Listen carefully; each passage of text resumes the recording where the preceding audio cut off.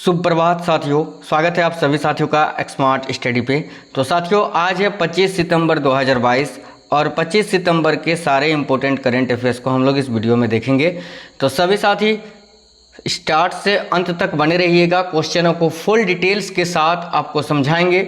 बहुत ही अच्छी तरीके से क्वेश्चन आपके लिए लाए हैं। इस वीडियो को देखने के बाद सारा दिन का टेंशन आपका खत्म हो जाएगा। तो शुरू करते हैं डायरेक्टली क्वेश्चन के साथ। उससे पहले साथियों सभी एक बार वीडियो को लाइक कर दीजिएगा, अपने सभी दोस्तों के साथ शेयर जरूर कर देना। नए साथी जितने भी हैं चैनल को सब्सक्राइब करके बेल आइकन को ऑन कर लीजिएगा। ये करंट अफेयर्स वाली वीडियो डेली आपको सवेरे 5:30 बजे मिल जाती है और इस वीडियो का जो PDF है वो आपको, उसका लिंक इस वीडियो के डिस्क्रिप्शन में आपको मिल जाएगा। आप लोग PDF डाउनलोड कर सकते हैं। तो चलिए देखते हैं क्वेश्चन, शुरू करते हैं पहले क्वेश्चन के साथ। पहला क्वेश्चन, 23 सितंबर 2022 को कौन हॉकी इंडिया के अध्यक्ष चुने गए हैं? तो साथियों देखिएगा, 23 सितंबर 2022 को कौन हॉकी इंडिया के अध्यक्ष चुने गए हैं? तो Dilip Turkey. Option number A इस क्वेश्चन का आपका करेक्ट आंसर हो जाएगा। देख लीजिएगा, दिलीप टर्की। ठीक है, आइए इस क्वेश्चन को डिटेल्स में जान लेते हैं कुछ बातें। तो हॉकी इंडिया की स्थापना कब हुई थी साथियों? तो 2002 में। ठीक है, हॉकी इंडिया की स्थापना 2002 में की गई थी। दिलीप टर्की निर्विरोध हॉकी इंडिया के अध्यक्ष बने हैं। निर्विरोध यानी इनके विपक्ष में कोई भी नहीं था। ठीक है, और कुछ महत्वपूर्ण जानकारियाँ जैसे कि अखिल भारतीय फुटबॉल महासंघ के अध्यक्ष कौन है साथियों अभी वर्तमान में? तो अखिल भारतीय फुटबॉल महासंघ के अध्यक्ष कल्याण चौबे जी। कौन है? कल्याण चौबे, याद रखना। अच्छा, फीडे के उपाध्यक्ष कौन है? तो विश्वनाथ आनंद, याद रखिएगा। ठीक है, देखिएगा, सितंबर 2022 को 21 सितंबर 2022 को किसे एशिया पाम ऑयल अलायंस का पहला अध्यक्ष चुना गया है? तो देखिएगा, ये भी क्वेश्चन बहुत ही अच्छा क्वेश्चन है। सभी साथी देखिएगा, करेक्ट आंसर हो जाएगा अतुल चतुर्वेदी जी को। किनको? अतुल चतुर्वेदी जी को एशिया पाम ऑयल अलायंस का पहला अध्यक्ष चुना गया है। ठीक है, आइए जान लेते हैं कुछ इंपॉर्टेंट बातें। तो APOA इसका फुल फॉर्म क्या होता है साथियों? तो एशियन पाम ऑयल अलायंस, याद रखना। ठीक है, एशियन पाम ऑयल अलायंस। देखिएगा, इसकी स्थापना कब हुई थी? तो 21 सितंबर 2022 को इसकी स्थापना हुई है, याद रखना। देखो, इसके अंतर्गत इंडिया, पाकिस्तान, बांग्लादेश, श्रीलंका, नेपाल शामिल हैं। और कुछ महत्वपूर्ण जानकारियाँ, तो federation of international cricket association की पहली महिला अध्यक्ष किसे नियुक्त किया गया है? तो साथियों याद रखिएगा, लीसा स्लातेकर को। बहुत ही इंपॉर्टेंट क्वेश्चन है, ये बातें याद रखिएगा। ये जो इंपॉर्टेंट फैक्ट्स हैं ये आपके क्वेश्चन से ज़्यादा इंपॉर्टेंट है। Federation of international cricket association की पहली महिला अध्यक्ष किसे नियुक्त किया गया है? तो लीसा स्लातेकर को। साथियों, भारतीय उद्योग परिसंघ के नए अध्यक्ष किसे नियुक्त किया गया है? तो भारतीय उद्योग परिसंघ के नए अध्यक्ष R दिनेश जी को नियुक्त किया गया है, याद रखना, R दिनेश जी को। अच्छा, आगे कृषि लागत और मूल्य आयोग के नए अध्यक्ष कौन बने हैं? तो विनय पॉल, याद रखना। कृषि लागत और मूल्य आयोग के नए अध्यक्ष कौन बने हैं? तो विनय पॉल। आगे देखिएगा, इंटरनेशनल एल्युमिनियम इंस्टीट्यूट के नए अध्यक्ष किसे नियुक्त किया गया है? तो साथियों इंटरनेशनल एल्युमिनियम इंस्टीट्यूट के नए अध्यक्ष किसको नियुक्त किया गया है? तो सतीश पाई को। अच्छा, आगे देखिएगा, हाल ही में किस राज्य के मुख्यमंत्री ने राज्य के नए सचिवालय का नाम डॉक्टर भीमराव अंबेडकर के नाम पर रखने की घोषणा की है? इंपॉर्टेंट क्वेश्चन है साथियों। देखिएगा, किस राज्य के मुख्यमंत्री ने राज्य के नए सचिवालय का नाम डॉक्टर भीमराव अंबेडकर के नाम पर रखने की घोषणा की है? तो देखिएगा साथियों, करेक्ट आंसर हो जाएगा Telangana. Option number B Telangana इस क्वेश्चन का करेक्ट आंसर हो जाएगा। आइए कुछ महत्वपूर्ण बातें जान लेते हैं। तो साथियों, तेलंगाना के मुख्यमंत्री कौन है? तो चंद्रशेखर राव, याद रखना। तेलंगाना के मुख्यमंत्री कौन है? तो चंद्रशेखर राव। देखिए, सुभाष चंद्र बोस की प्रतिमा कहाँ पर स्थापित की गई है? तो याद रखना, इंडिया गेट पर, नई दिल्ली में। ठीक है, इंडिया गेट पर न्यू दिल्ली में जो है सुभाष चंद्र बोस की प्रतिमा स्थापित की गई है। साथियों, औरंगाबाद का नया नाम क्या है? तो याद रखना, संभाजी नगर, महाराष्ट्र। ठीक है, एक औरंगाबाद बिहार में भी है, ये महाराष्ट्र वाला औरंगाबाद जो है उसको बदलकर उसका नाम अभी संभाजी नगर रखा गया है, ये आपको याद रखना है। जिम कॉर्बेट नेशनल पार्क का नया नाम क्या है? तो साथियों जिम कॉर्बेट नेशनल पार्क का नया नाम है रामगंगा नेशनल पार्क। याद रखना सभी, बहुत ही अच्छा क्वेश्चन है साथियों, ठीक है, रामगंगा नेशनल पार्क। देखिएगा आगे, वर्ष 2023 में कौन सा देश 15वें ब्रिक्स शिखर सम्मेलन की अध्यक्षता करेगा? वर्ष 2023 में कौन सा देश है जो 15वें ब्रिक्स शिखर सम्मेलन की अध्यक्षता करेगा? याद रखिएगा साथियों, साउथ अफ्रीका। देख लीजिएगा, ऑप्शन नंबर डी करेक्ट हो जाएगा, दक्षिण अफ्रीका। आइए कुछ बातें जान लेते हैं इससे रिलेटेड। तो देखिएगा, ब्रिक्स इसकी संकल्पना या इसकी स्थापना 2001 में जिम ओ'नील, देखो जिम ओ'नील द्वारा की गई थी। ब्रिक्स की संकल्पना 2001 में किसने करी थी? तो जिम ओ'नील ने, ठीक है। देखिए 2009 में इसका पहला सम्मेलन रूस में हुआ था। 2009 में इसका पहला सम्मेलन कहाँ हुआ था? तो रूस में हुआ था। इसमें भारत, रूस, ब्राज़ील और चीन ने भाग लिया था। भारत, रूस, ब्राज़ील और चीन ने भाग लिया था, जो पहला सम्मेलन हुआ था 2009 में, ठीक है। देखिएगा 2010 में साउथ अफ्रीका को इसमें शामिल किया गया था। अभी मैंने बताया 2023 में 15वां ब्रिक्स सम्मेलन कहाँ होगा? तो साउथ अफ्रीका में। साउथ अफ्रीका को इसमें कब शामिल किया गया था साथियों? तो 2010 में। आगे बढ़ते हैं। हाल ही में भारतीय सेना द्वारा सैटेलाइट ब्रॉडबैंड आधारित इंटरनेट सेवा किस स्थान पर शुरू की गई? हाल ही में भारतीय सेना के द्वारा यानी इंडियन आर्मी के द्वारा सैटेलाइट ब्रॉडबैंड, देखो ब्रॉडबैंड आधारित इंटरनेट सेवा किस स्थान पर शुरू की गई? तो याद रखिएगा, सियाचिन ग्लेशियर। सियाचिन ग्लेशियर साथियों, याद रखना, सियाचिन ग्लेशियर पर, ठीक है। सियाचिन ग्लेशियर जम्मू कश्मीर में है, याद रखना। देखो, उपग्रह ब्रॉडबैंड आधारित इंटरनेट सेवा भारतीय सेना द्वारा दुनिया के सबसे ऊंचे युद्ध क्षेत्र सियाचिन ग्लेशियर पर, जो कि 10,061 फीट की ऊंचाई पर शुरू की गई है। देखिएगा, यह मील का पत्थर भारतीय सेना के 14, देखो 14 है ना, 14वें कोर या फायर एंड फ्यूरी कॉर्प्स के सियाचिन सिग्नल्स द्वारा हासिल किया गया है।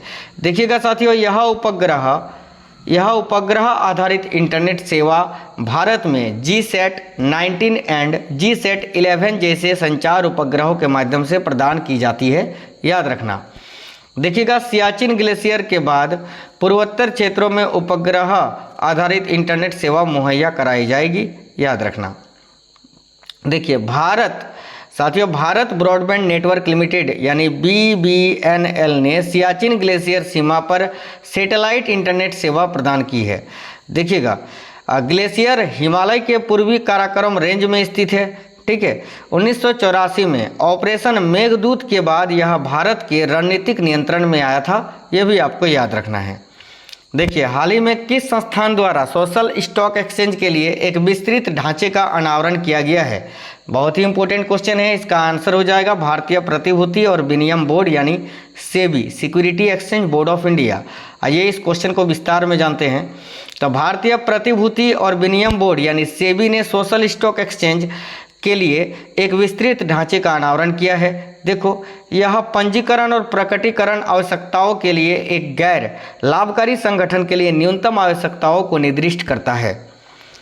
पूंजी बाजार नियामक सेबी ने पहले सोशल स्टॉक एक्सचेंज के लिए सामाजिक उद्यमों को धन जुटाने के लिए एक अतिरिक्त अवसर प्रदान करने के लिए नियमों को अधिसूचित किया था, यह भी आपको याद रखना है। देखिएगा आगे अगली क्वेश्चन, हाल ही में इंडिया हाइपरटेंशन कंट्रोल, ठीक है, इनिशिएटिव यानी IHCI किस देश के द्वारा शुरू की गई एक उच्च रक्तचाप नियंत्रण पहल है? तो साथियों याद रखिएगा, भारत के द्वारा। Bharat, option number B correct हो जाएगा। आगे देख लेते हैं इस क्वेश्चन से रिलेटेड। तो देखिएगा, इंडिया हाइपरटेंशन कंट्रोल इनिशिएटिव यानी IHCI भारत के राष्ट्रीय स्वास्थ्य मिशन के तहत एक उच्च रक्तचाप हस्तक्षेप है। यह केंद्रीय स्वास्थ्य मंत्रालय, भारतीय चिकित्सा अनुसंधान परिषद, राज्य सरकारों और विश्व स्वास्थ्य संगठन भारत की एक सहयोगी पहल है, ये भी याद रखना है। देखिएगा साथियों, क्वेश्चन थोड़ा छोटा कर देते हैं। देखो, राजस्थान सूचना प्रौद्योगिकी और संचार विभाग की पहल से इलेक्ट्रॉनिक्स और कंप्यूटर प्रमोशन काउंसिल और किस संस्थान के द्वारा राजस्थान स्टेट कॉन्क्लेव का आयोजन किया गया? अच्छा क्वेश्चन है, देखिएगा। तो साथियों इस क्वेश्चन का सही उत्तर हो जाएगा option number A, software technology parks of India. अब इस क्वेश्चन के बारे में जान लेते हैं विस्तार से। तो देखिएगा, राजस्थान सूचना प्रौद्योगिकी और संचार विभाग की पहल से इलेक्ट्रॉनिक और कंप्यूटर एक्सपोर्ट प्रमोशन काउंसिल और software technology parks of India द्वारा राजस्थान स्टेट कॉन्क्लेव का आयोजन किया गया। इस सम्मेलन का उद्देश्य startup summits building the next unicorn के लिए मंच तैयार करना और यह सुनिश्चित करना है कि तकनीकी स्टार्टअप उद्यमी और सरकारी विभाग इलेक्ट्रॉनिक्स एवं कंप्यूटर एक्सपोर्ट प्रमोशन काउंसिल और software technology parks of India द्वारा की गई पहल से अवगत हो, यानी इससे जानकारी हो। ठीक है, इसके बारे में आगे अगली क्वेश्चन देख लेते हैं। हाल ही में एशियाई विकास आउटलुक अपडेट के अनुसार भारत की अर्थव्यवस्था के लिए 2022-23 के विकास का अनुमान कितना है? तो याद रखिएगा 7%। ठीक है, 7%। आइए इस क्वेश्चन के बारे में जान लेते हैं। तो एशियाई विकास बैंक यानी एशियन डेवलपमेंट बैंक ने हाल ही में अपने एशियाई विकास आउटलुक के लिए एक पूरक जारी किया है। देखिएगा, इस रिपोर्ट के अनुसार भारत की अर्थव्यवस्था के लिए 2022-23 के विकास अनुमान को अप्रैल में अनुमानित 7.5 से घटाकर 7% कर दिया गया है। याद रखना। हाल ही में देश की माफ करना, भारत की या देश की हाल ही में देश की सबसे लंबी रिवर क्रूज सेवा कहां से कहां के बीच शुरू की जाएगी? तो साथियों याद रखिएगा, इंपॉर्टेंट क्वेश्चन है। इस क्वेश्चन का सही उत्तर हो जाएगा ऑप्शन नंबर है वाराणसी से बोगीबील। ठीक है, अब इस क्वेश्चन को डिटेल में समझते हैं। तो देखिएगा, केंद्रीय मंत्री सर्बानंद सोनोवाल ने उत्तर प्रदेश और असम के बीच पर्यटन और नौवहन को बढ़ावा देने को लेकर एक योजना के बारे में जानकारी दी है। उत्तर प्रदेश में वाराणसी और असम में बोगीबील के बीच देश की सबसे लंबी नदी क्रूज सेवा 2023 से शुरू होगी। ठीक है, यह देश की सबसे लंबी नदी क्रूज सेवा होगी जो Ganga Indo Bangladesh protocol root और ब्रह्मपुत्र के माध्यम से 4000 किलोमीटर से अधिक की दूरी तय करेगी। हाल ही में किस राज्य सरकार ने दौलताबाद किले का नाम बदलकर देवगिरी किला करने की घोषणा की है? तो याद रखिएगा, दौलताबाद किला कहाँ है? महाराष्ट्र में। तो महाराष्ट्र करेक्ट हो जाएगा ऑप्शन नंबर डी।